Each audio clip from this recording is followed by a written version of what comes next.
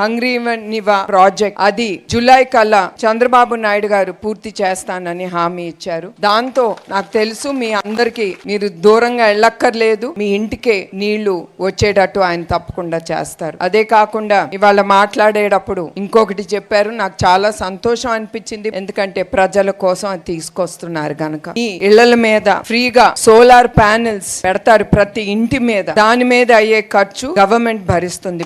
SC ఎస్టీలకి ఉచిత current ఇస్తారు.